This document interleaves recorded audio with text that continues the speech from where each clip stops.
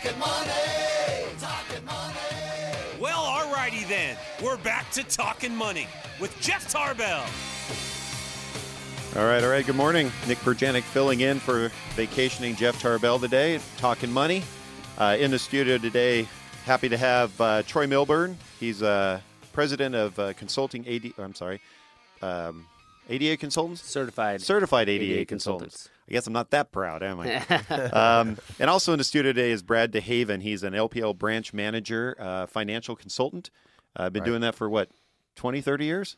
I've been doing that for 29 years. Right. 29 years. Nicely done. Hey, we are talking about your book, Defining Moments, A Suburban Father's Journey into His Son's Oxy Addiction.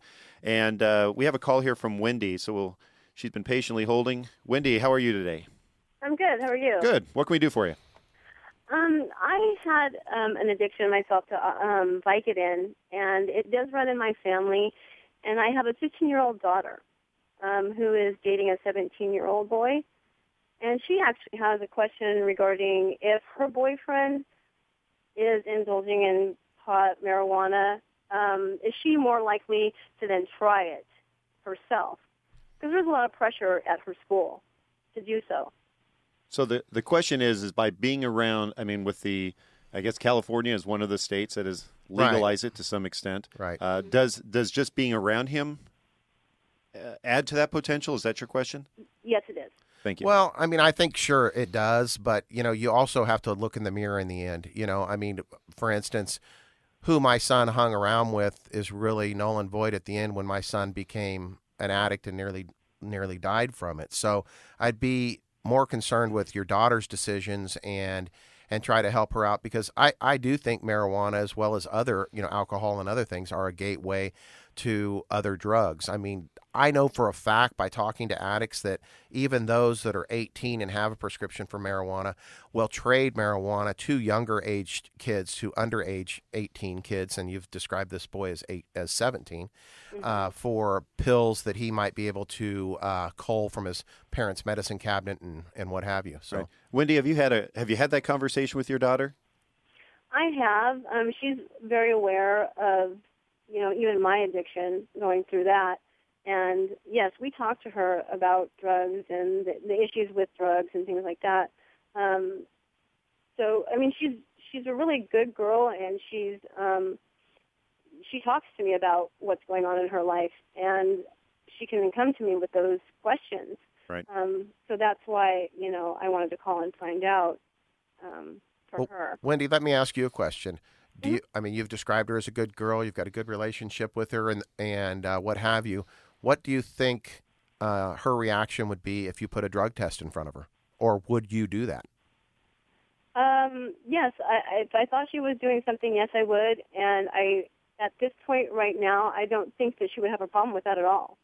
Right. Well, I think that's great, because a lot of parents do are resistant to drug testing their kids, and as many times as I am asked what are the symptoms of drug addiction, my final answer to that is always, if you really, really, really want to know if your child is doing drugs, drug test them, and if you don't want to drug test them, bring them to your doctor and ask that they drug test them, because as a parent, if you and you've described yourself as a parent who did have a problem with Vicodin, and I think if you look back that probably you showed some signs that your parents looked past, and or maybe this happened when you were an adult, that even if that's the case, if you showed some signs of that as an adult, people look past them, and you don't want this addiction to spiral out of control. Addiction doesn't get any better. It just doesn't. It just gets worse and worse and worse. They need more and more to survive off of. Right. All right, Wendy, thanks for your call. I'm going to put you back on hold. Marge is going to take care of you and give you some freebies here. Thank you. Thank you so much. Okay. I think, Brad, the question really comes up, and in your book, you do address it. We're going to go ahead and give her a copy of your book also, Brad. Right. Just to make sure. Yeah, when he puts her on hold, I have her just contact me at the rxdrugaddict.com site, Brad at, and then just give her a secret code that you can tell me later so I don't get 400 emails. In your book, you talked a little bit about the gateway issue and your experience. You directly tell the listeners what you did. Well, I did a lot of things. One of the things I did is I was really curious about, and I'm just kind of a can-do guy, but I was curious about this whole medical marijuana issue. So I actually went in and went through a consultation and got a medical marijuana license and went to the place, the dispensary, to see what it was like. I wanted to see what our kids were getting exposed to firsthand. And I was shocked. I was shocked because, A, you walk in to get the medical evaluation. They give you a 2-page form. Page 1 says if you answer yes to any of these conditions, then we may prescribe medical marijuana to you. And page 2 says if you answer yes to any of these, we will not prescribe to you. So it pretty much gives the person the little outline of what they need to say if they want medical marijuana. And then as I sat in the waiting room, I was stared at because I was probably 30 years older than anybody in the waiting room. In fact, there were 2 people there celebrating their 18th birthday with their friends, and it was a big high-five moment for them, a kind of a rite of passage that they were going in and getting this medical marijuana license. And I found it disgusting, to tell you the truth, that here's an 18-year-old that is 3 years away from being able to buy a beer, but can walk in and fill out some forms that tell him what questions to answer to go get medical marijuana. And I did not see one person in a wheelchair or with a device of some sort or a crutch or anything else. It looked like a fraternity party, and I've seen fraternity parties because my older son went to college. But that's exactly what it looked like inside of the place. And you walk in, there's a doctor, takes your blood pressure, there's no medical test, there's no lab work, there's no x-rays, there's no nothing. You get a prescription for it, and then you get to go buy all the pot you want. Right. Yeah. I mean, here's a valid question. Your daughter walks up to you and says, "Hey, Mom, would you rather have me drinking beer or smoking pot?" Right? One of the questions, because you can't do either when you're less than 18, but you can't drink until you're 21, but you can, in essence, smoke pot when you're 18. So, I see some statistics out there that are kind of surprising. I want to read one to you. A significant percentage of young people report having been introduced to one type of drug or another at a regular basis by the age of 13. Nearly 50% of those children will try drugs by that age, and 20% will become addicted before graduating from high school. Does that surprise you? No, because of what I do. Because I do speak to high schools, I do speak to groups. I have a stack of statistics in front of me too, and it doesn't surprise me at all. The fact is, and you could go over all the numbers, but to summarize, the younger that they start using any kind of alcohol, pot, prescription drugs, or whatever, the more likely they are to become addicted at an earlier age. And it is something like a 90-10 split. If somebody waits till they're 21 to start drinking versus 13, they're 90% likely in certain counties, and these are different, I'm rounding off, but they're 90% more likely to become addicted to some type of substance if they start drinking at that early age. And it's unfortunate because my real job, as you've mentioned, is I'm a financial planner, and we do taxes, and we have a will and trust attorney. And by the way, we do use Jeff Tarbell. We refer our clients to him, and he's been wonderful. He's been on the spot, and so I'll give him a shout out for being the Johnny on the spot guy that he is, because there's nothing worse than referring one of your clients to somebody only to have them call back and say, when is this guy going to call me? Right. And that never happens with Jeff. So I really do appreciate Jeff, and I've appreciated my relationship with him.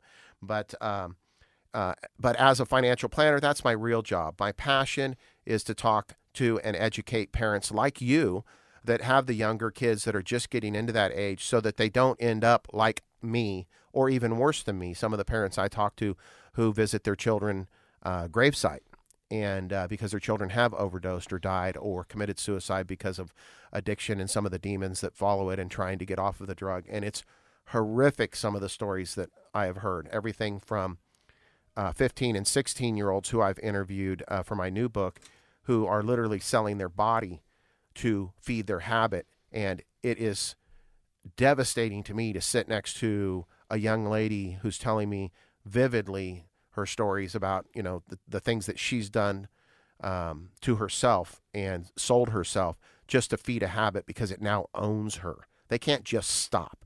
I have, even my in-laws will say to me, is your son cured yet? And I say to them, are you cured yet? I mean, I have a father-in-law and I have friends. I have a friend that just died of cancer from smoking. He's not cured. He's gone. He couldn't stop smoking because he was addicted. And the same happens with these prescription drugs. But unfortunately, they're sitting there in your medicine cabinet, and parents need to lock these lethal heroin opiates up.